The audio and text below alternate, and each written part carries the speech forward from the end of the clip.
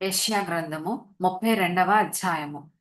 ఆలకించుడి, రాజు నీతిని బట్టి రాజ్య పరిపాలన చేయును. అధికారులు న్యాయమును బట్టి ఏలుదురు. మనుష్యుడు గాలికి మరుగైన చోటువలెను, గాలివానకు చాటైన చోటువలెను ఉండును.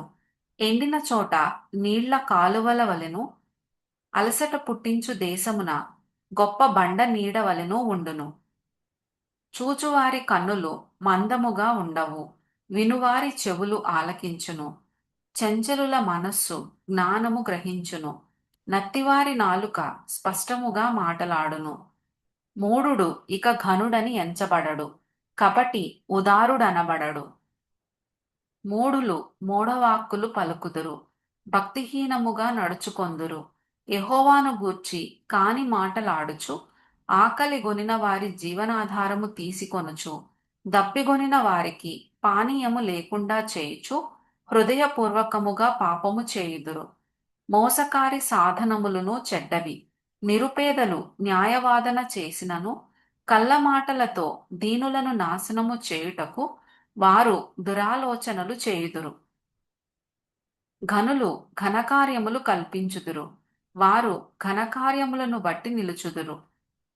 సుఖాసక్తి గల స్త్రీలారా, లేచి నా మాట వినుడి.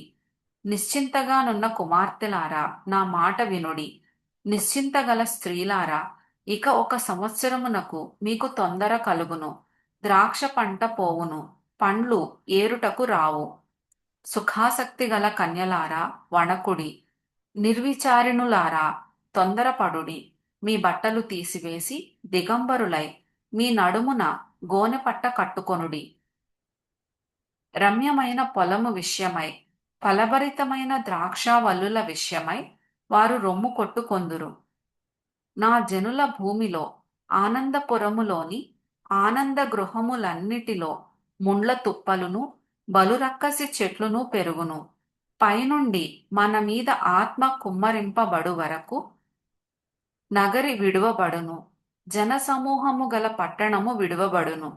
కొండయు కాపరుల గోపురమును ఎల్లకాలము గుహలుగా ఉండును.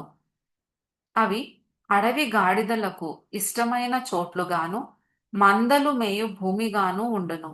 అరణ్యము ఫలభరితమైన భూమిగాను, ఫలభరితమైన భూమి వనవృక్షముగా నుండును. అప్పుడు న్యాయము అరణ్యములో నివసించును, ఫలభరితమైన భూమిలో నీతి దిగును. నీతి సమాధానము కలుగజేయును, నీతి వలన నిత్యమును నిమ్మళము నిబ్బరము కలుగును. అప్పుడు నా జనుల విశ్రమ స్థలమునందును, ఆశ్రయ స్థానములయందును, సుఖకరమైన నివాసములయందును నివసించెదరు. అయినను అరణ్యము ధ్వంసమగునప్పుడు వడగండ్లు పడును, పట్టణము నిశ్చయముగా కూలిపోవును. సమస్త జలముల యొద్దను విత్తనములు చల్లుచు, ఎద్దులను గాడిదలను తిరుగనిచ్చు మీరు ధన్యులు.